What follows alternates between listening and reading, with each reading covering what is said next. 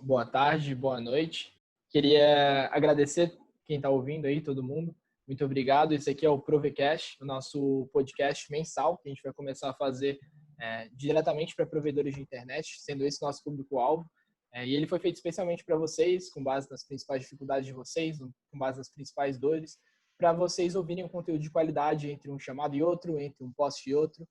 Meu nome é Miguel, eu trabalho atualmente com a parte de sucesso do cliente, dentro do Laboratório de Inovação da Cianet. E esse aqui é o primeiro episódio de uma série de 3 que a gente vai fazer nesse primeiro momento, falando sobre marketing e retenção de clientes. Hoje a gente vai falar um pouco sobre um assunto que faz bastante diferença no dia a dia de um provedor, que é a estratégia de marketing. O assunto ele se torna muito relevante, né? Principalmente nesse momento que a gente está vivendo. A gente fala aqui de abril de 2020, né? Época que está todo mundo sofrendo os impactos da crise relacionada ao Covid-19. E aí eu queria agradecer, primeiramente, o nosso convidado, que veio aqui hoje contribuir com o tema, com toda a sua experiência, para falar um pouco sobre esse assunto.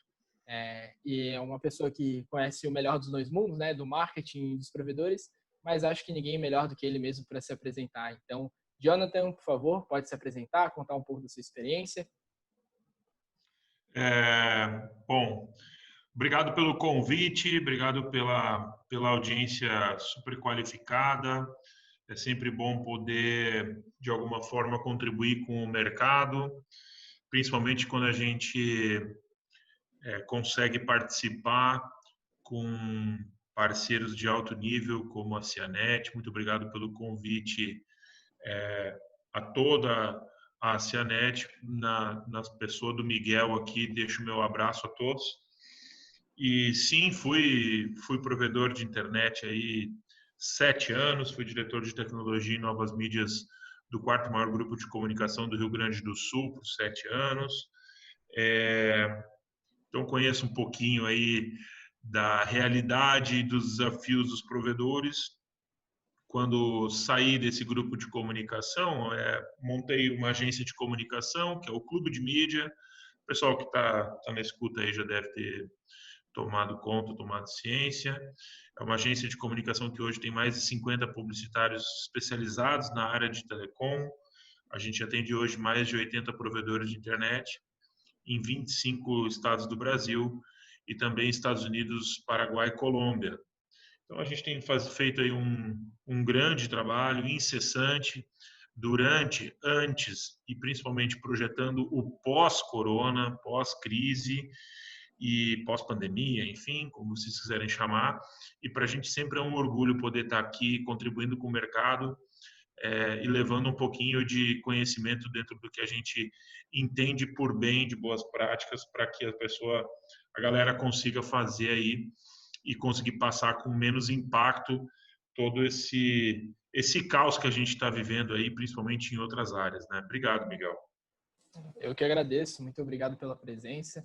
É muito bom ter alguém de peso também para estar contribuindo aqui com a gente.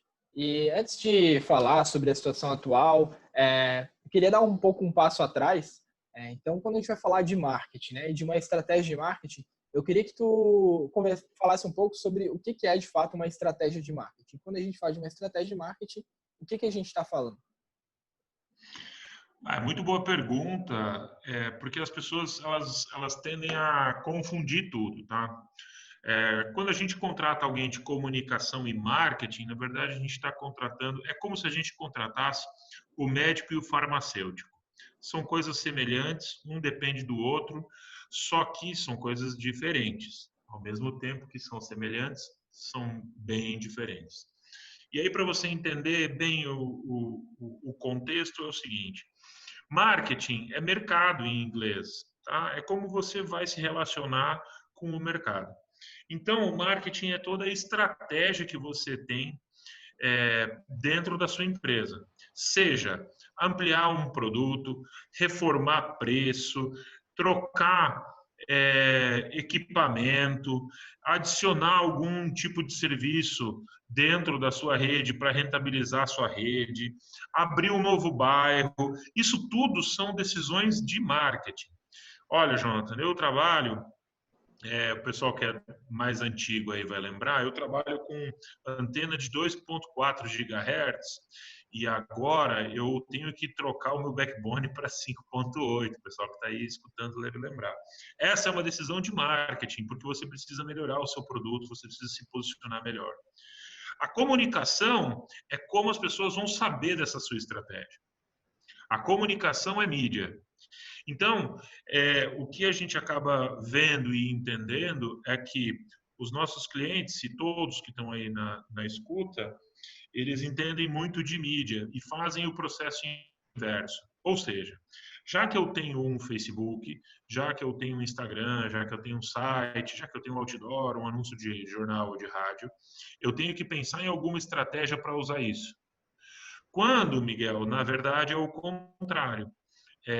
Você não começa uma casa pelo telhado, você começa a casa pelo alicerce. Então, é importante que você entenda quais são os objetivos, o que você quer, por que você quer, qual é o seu propósito, enfim, o que você quer comunicar, para daí sim conseguir definir qual é a melhor estratégia de comunicação e como você vai fazer com que o seu público, de forma certeira e com menor custo, consigam entender o que você está querendo comunicar, entendeu? Não sei se eu Perfeito. consegui fazer bem entendido, mas é por aí. Na analogia com o médico e o farmacêutico, é mais ou menos o seguinte: a gente procura um médico porque a gente tem uma dor, a gente está com alguma coisa que a gente não sabe. Então, a gente vai lá buscar o médico e ele faz uma análise, ele faz todo o prognóstico, diagnóstico e prognóstico, e ele nos dá um remédio. Nesse caso da gente aqui, a mídia é o remédio. Então, assim, eu quero fixar minha marca. Ok, que tipo de remédio que eu posso usar para isso? Eu quero criar relacionamento com os clientes. Que tipo de remédio que eu posso usar? Eu quero publicar bastidores. Que tipo de remédio que eu posso usar? São vários remédios. O problema é quando você vai simplesmente na farmácia e sai comprando remédio. Você consegue chegar num resultado, porém você acaba gastando mais energia, mais dinheiro, ou então não tendo resultado como você poderia ter tido com a mesma performance. Perfeita colocação, Jonathan. Vejo bastante isso também no mercado. E uma coisa que eu vejo também, me relacionando diariamente no trabalho com os provedores, eu vejo que quando a gente fala de marketing, de comunicação, de estratégia nesse sentido, muito do que vem à cabeça é questão de vendas, né? Eu acho que tu citou até alguns exemplos que não necessariamente marketing, nesse caso comunicação, é vendas somente. E aí eu queria que tu trouxesse também o que além de vendas a gente pode ganhar investindo em marketing, tendo uma boa estratégia de marketing, de comunicação. Bom, na verdade, assim, a gente tem. Depende da sua estratégia, do que você efetivamente está precisando. Posso te contar algumas situações de clientes nossos. Por exemplo, o pessoal que teve problema sério de rede e com isso teve um impacto grande de cancelamento. Esse pessoal, ele acaba tendo um problema de relacionamento com o cliente. Então, o cliente acaba sendo bombardeado pela concorrência e tem uma facilidade de cancelamento. O que é importante para esse provedor? Que teve um problema de rede ou que teve um DDoS, enfim, escolhe aí o problema que você quiser. O importante para ele é mostrar para o cliente que o cliente é importante. Escutar o cliente, reconhecer seus erros, enfim. Só que essa é uma decisão de marketing, a gente volta de novo. Então depende muito do contexto, depende muito da área, depende muito dos objetivos daquele local, ou, no caso de uma grande empresa, daqueles locais que são onde a empresa precisa atuar. Tá? Vamos lá, qual é a dor da empresa hoje? A gente trata isso como dores, né? Quais são as dores da empresa hoje? A gente precisa entender se efetivamente é o momento de optar por uma ação de marketing para fins de venda, se é para fins de retenção, se é para fins de relacionamento com o cliente. enfim. Aí essa decisão de comunicação e de propriamente ações vai depender de cada um dos clientes. Cada um tem que parar, pensar e ver se o seu momento é de avançar, de recuar, de ficar na defensiva, se é de agredir o mercado, enfim. Aí cada um merece e precisa fazer essa análise, que é uma análise mais dura, viu, Miguel? É muito difícil conseguir fazer essa análise estando dentro da operação. Isso é uma coisa que também me parece muito tranquilo de dizer. Assim, a gente tem muitas paixões, principalmente a gente que tem empresa aí, a gente entende que a gente está sempre acertando ou buscando acertar. E quando a gente percebe que a gente perdeu alguma coisa para o concorrente, às vezes a solução que se parece melhor é a solução mais rápida, de dar uma resposta mais rápida, entendeu? Quando na verdade a gente tem que parar um pouquinho, pensar, refletir sobre as decisões e aí sim comunicar para o mercado. Legal, legal. Bem legal esse ponto que tu levantou, principalmente algo que me chamou muita atenção foi nessa questão de estar envolvido na operação muitas vezes e que a gente vê que é uma situação que acontece muito nos provedores, né? A mesma pessoa exerce diversas funções, principalmente nos provedores menores, e muitas vezes não tem áreas tão bem definidas, não tem tantas pessoas direcionadas para pensar em comunicação. O que que tu vê? Como que a maneira mais efetiva de se trabalhar a comunicação nesses provedores menores? O que que tu vê de mais latente na tua experiência toda que tu já teve, tanto com provedores quanto com a parte de comunicação? Bom, a gente tem aqui a gente encontra realidades completamente diferentes. A gente atende 25 estados do Brasil. Então, a realidade dos provedores, às vezes, no Rio Grande do Sul é diferente do Maranhão, que é diferente do Pernambuco, de São Paulo e do Centro-Oeste. Porém, os desafios internos eles acabam sendo os mesmos. Tá? Você acaba tendo uma necessidade de, nos primeiros momentos, ter capilaridade, conseguir chegar em mais lugares para conseguir ter uma oportunidade de colocar mais casas no seu funil de venda. E aí, quando a gente está falando de funil de venda, a gente entra numa outra discussão, que é o seguinte: é absolutamente certo que densidade de rede é muito mais importante do que extensão de rede. Você ter 10 quilômetros de fibra ótica com um aproveitamento de 1.000 clientes é fantástico. O problema é conseguir isso. Então, nesse primeiro momento, você tem que expandir a sua rede, colocar a rede para funcionar e depois disso, você tem que colocar densidade de rede. Bom, e aí?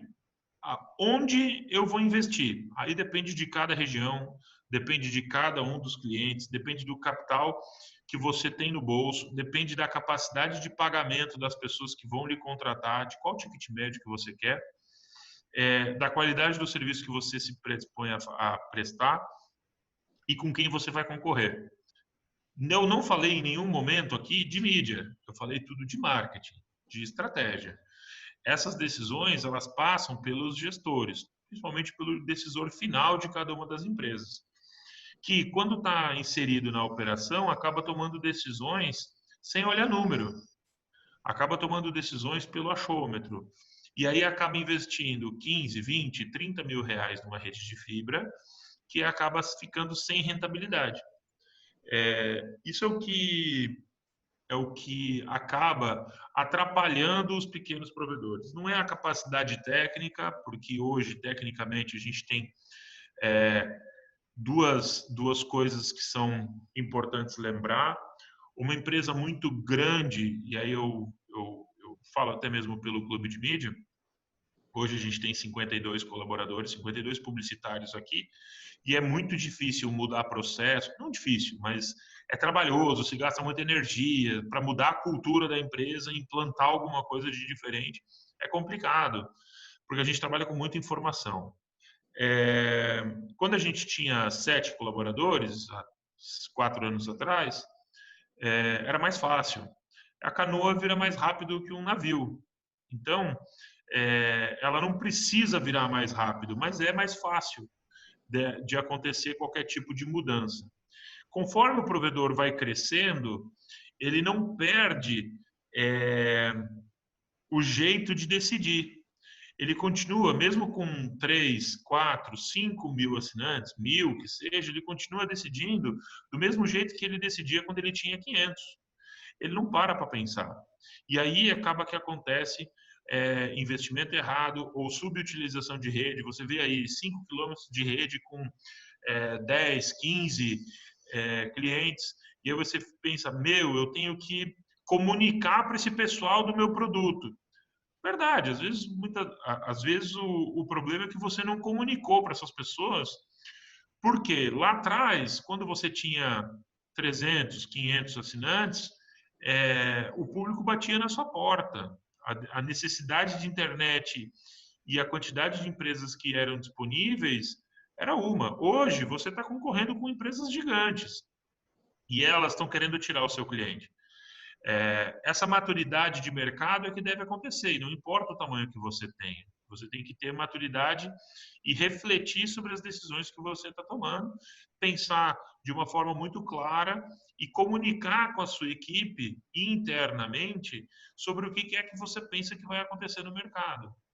Muitas vezes tem alguns clientes que não passam, inclusive para o gerente comercial, alguma coisa e alguma oportunidade de ampliar um bairro ou de alguma coisa assim, porque imagina que essa pessoa só tenha que saber isso quando tiver que ir para a rua para vender. Ora, se a decisão não foi minha de cabear aquele bairro, se eu inclusive acho que aquele bairro não vai ter sucesso de vendas, por que você quer que eu venda agora? Falando dessa forma parece muito óbvio, mas invariavelmente é o tipo de coisa que ainda bem a gente não se depara aqui, porque a gente trabalha com empresas um pouco maiores e normalmente elas têm uma estrutura um pouquinho melhor, com já pessoas para cuidar do próprio marketing, estrutura comercial e tudo mais. Porém, no nosso histórico com atendimento de empresas menores, sempre teve uma dificuldade de entendimento dos propósitos da empresa, o porquê que o proprietário está tomando determinada atitude, e muitas vezes as atitudes são tomadas só para responder ao concorrente. Uhum. Interessantíssima essa parte mesmo, Jonathan. E aí, outra coisa fundamental, quando a gente fala de vamos comunicar com o meu cliente, vamos, desde a parte de vender, a parte de melhorar o relacionamento, chega na parte prática, né, de executar, e muitos provedores não penam um pouco para saber qual que é o canal de comunicação que eu vou utilizar, desde mídias sociais. Eu sei que não existe uma resposta certa, que tudo depende dos fundamentos, como você muito bem colocou anteriormente aqui, mas eu queria que você trouxesse alguns exemplos de canais de comunicação que são hoje efetivos com os clientes e que, dependendo do público, e aí se pudesse trazer também exemplos, e dependendo do objetivo final, qual o melhor canal que eu posso utilizar para me comunicar com o meu cliente sobre determinado assunto. Sobre isso, Miguel, a gente tem que partir de um princípio. Você que está me escutando certamente não fez errado, tá? Isso, é tão simples quanto isso. Você não fez errado, porque se você tivesse feito errado, você não teria o tamanho que tem hoje.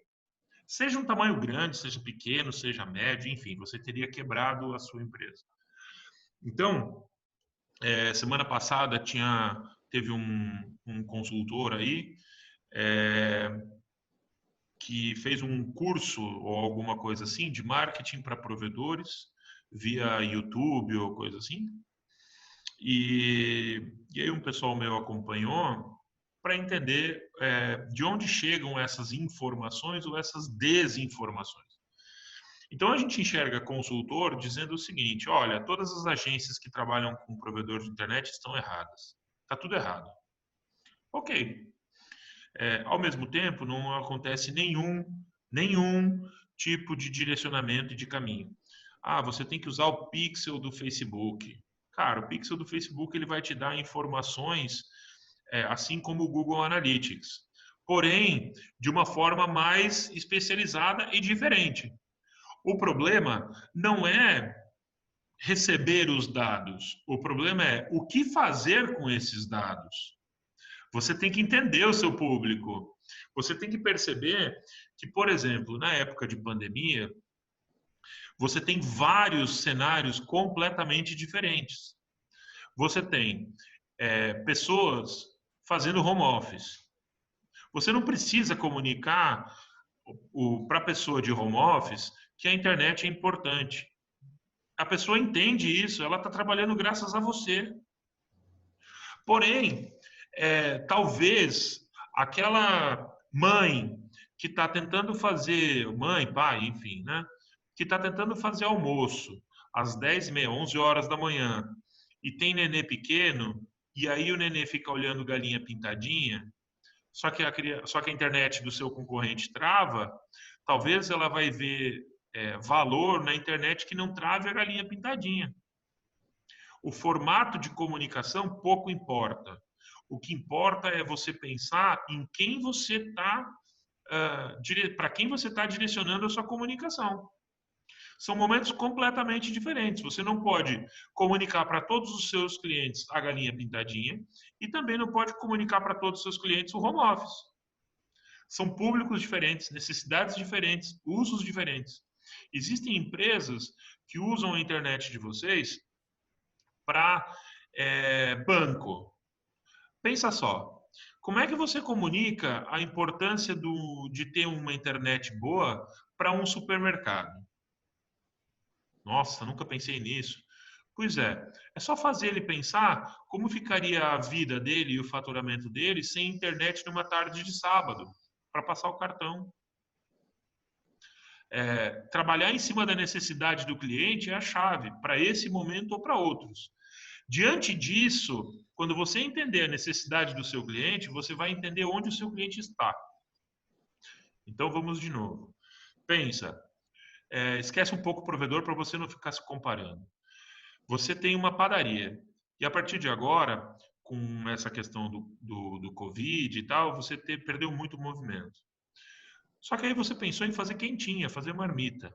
Você começa a fazer marmita, você está numa esquina e a pergunta é, como você pode fazer para as pessoas saberem que você faz marmita? A coisa mais óbvia e barata do mundo, você pega uma faixa e coloca na frente da sua empresa. Ah, Jonathan, mas isso não é uma comunicação profissional. Não é. Pergunta, quanto ela tem no bolso para fazer uma campanha? Quem ela quer atingir? Ela quer atingir as pessoas que estão passando pelo estabelecimento dela naquele momento. Só que mesmo assim, não adianta ela colocar uma faixa hoje e deixar a faixa lá pendurada para sempre. Às 3h ninguém vai comprar a quentinha dela. Esse é o problema. A gente não pensa que a gente tem que fazer o processo inverso. Para quem vai, o processo tem que ser de quem vai receber a informação até quem vai mandar a comunicação.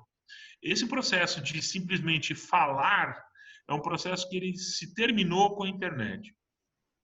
A revolução tecnológica possibilitou que a gente trocasse informação com o pessoal. Vamos lá, em 1990, você contratava um jornal, fazia uma matéria e você falava o que você quisesse na matéria. Era assim. Se alguém quisesse contestar você, ou quisesse publicar alguma coisa contra, ou quisesse falar alguma coisa diferente disso, ela tinha que contratar o jornal. Hoje em dia não existe mais isso. A via de comunicação, ela está na mão do consumidor. Ela não está na mão das empresas. Então, para você definir quais são os meios e quais são as mídias que funcionam, a chave está em você entender onde está o seu cliente. Se você tem um cliente e você atende um determinado bairro e você entende que todas aquelas pessoas daquele bairro, ou de um condomínio fechado, ou de alguma coisa desse tipo. Se você atende, vamos pegar um condomínio fechado, que é mais fácil? Você faz um condomínio fechado, tá? Esse condomínio fechado tem uma entrada e uma saída. É óbvio que você tem que colocar uma propaganda, ou financiar, ou criar um outdoor na frente desse pórtico. para a pessoa entender e faz uma propaganda direcionada para eles. É assim que você vai fazer. Ah, mas você está falando em outdoor? Sim. E as redes sociais? É a mesma coisa. Onde está seu cliente? Se você entender que você vai anunciar para todas as mães, você vai fazer uma campanha, tá?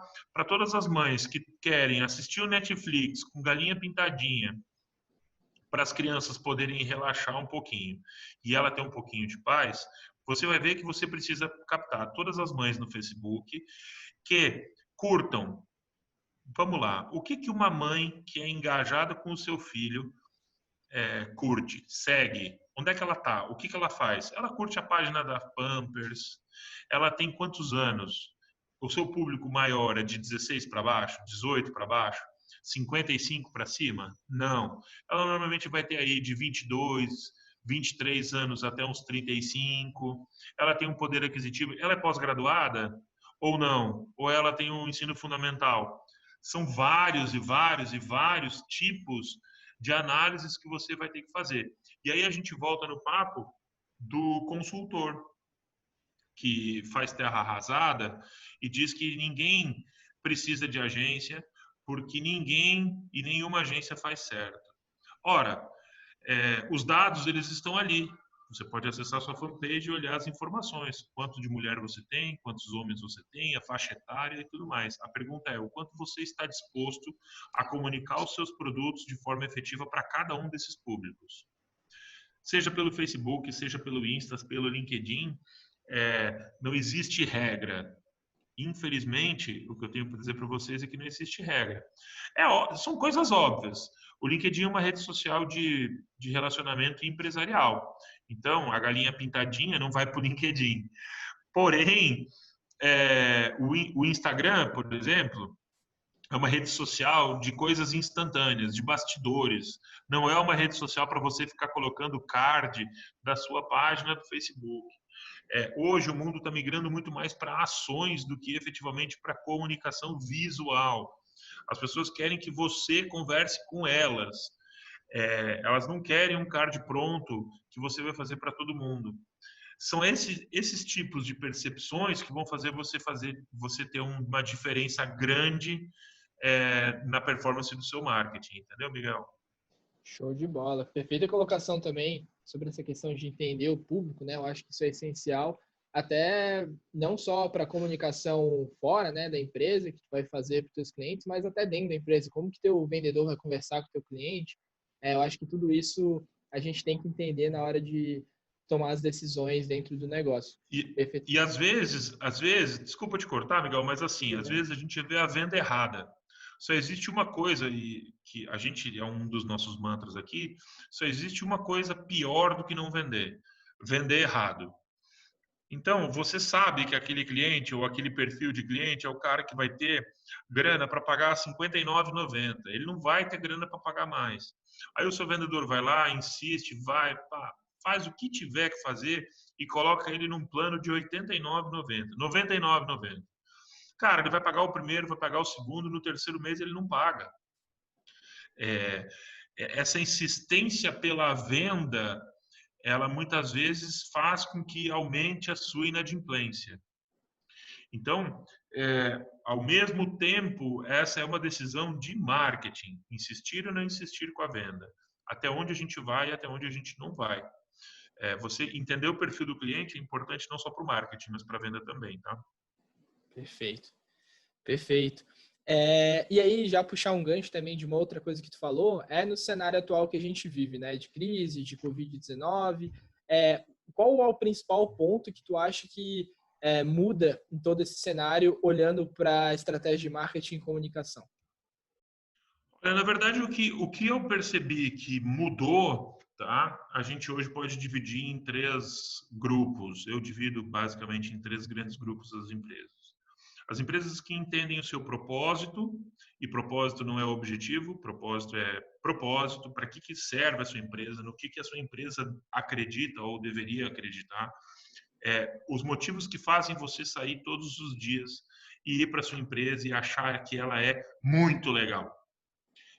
Por exemplo, O objetivo do clube de mídia como empresa é lucro, isso é óbvio para qualquer tipo de organização empresarial. Mas o propósito do clube de mídia é fazer a diferença na vida das pessoas e dos negócios através da comunicação. Ponto. Se a gente conseguir mudar de alguma forma o que algumas pessoas ou algumas empresas vêm fazendo, a gente está cumprindo com o nosso propósito e dessa forma, e é por isso, inclusive, que a gente está aqui. Então, quando a gente fala de propósito, eu divido em três grupos. As empresas que não entendem o seu propósito e acham que tem a sua empresa para ter o lucro.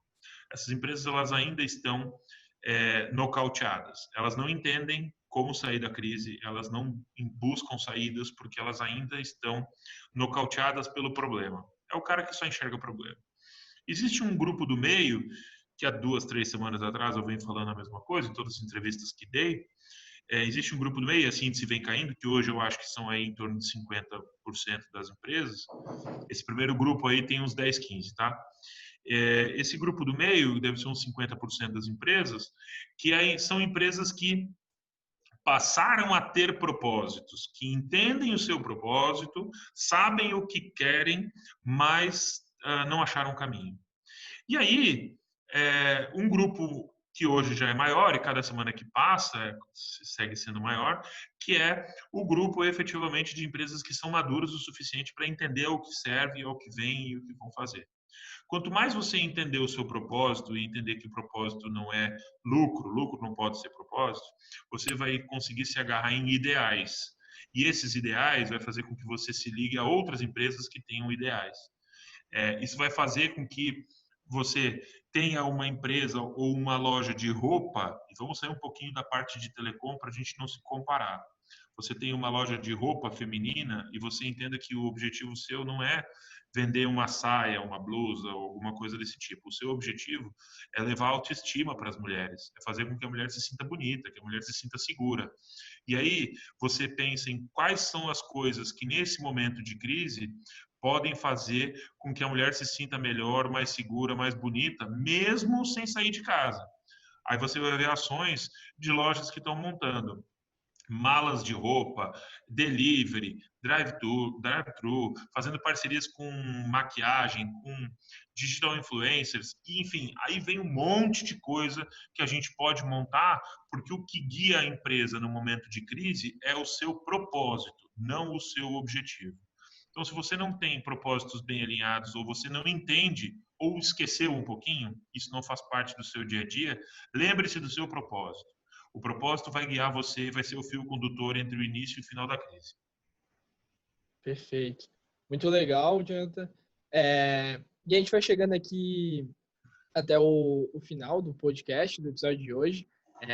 Queria te agradecer muito, muito, muito mesmo por ceder esse espaço, por trazer bastante conhecimento. Eu acredito que foi muito proveitoso. Espero que o pessoal aproveite, assim como eu aproveitei, aprendi bastante hoje também. E queria abrir um espaço também, se tu quiser trazer mais alguma coisa, tanto sobre o Clube de Mídia, sobre você, como que o pessoal consegue entrar em contato, se quiser conversar um pouco mais. Bom, deixar o convite aí para quem quiser conhecer um pouco mais do clube, ou quem quiser bater um papo sobre o que ouviu aqui, o que entendeu, o que não entendeu, o que pensa diferente, por favor, é só acessar o site do Clube de Mídia, é www.clubedemedia.com.br. Vou deixar meu telefone aqui, 051 99952 1334. É um WhatsApp que funciona 24 horas por dia e a gente está praticamente ligado. Legal, cara, contribuir com o mercado. Esse é o nosso propósito, é para isso que o Clube de Mídia existe. A gente é fera no que a gente faz. A gente tem uma equipe muito engajada que leva resultado a todos os cantos do Brasil. E para a gente vai ser uma honra conseguir conversar um pouco mais com cada um que teve dúvida, só me chamar. A gente aqui no clube entende que a gente cresce na diferença, então fica muito tranquilo se você pensa diferente da gente, ou você encara as coisas de forma diferente, vamos conversar, porque é assim que a gente cresce. Se todo mundo fosse igual, ninguém evoluía, e o que a gente está aqui se propondo a fazer é evoluir junto com o mercado.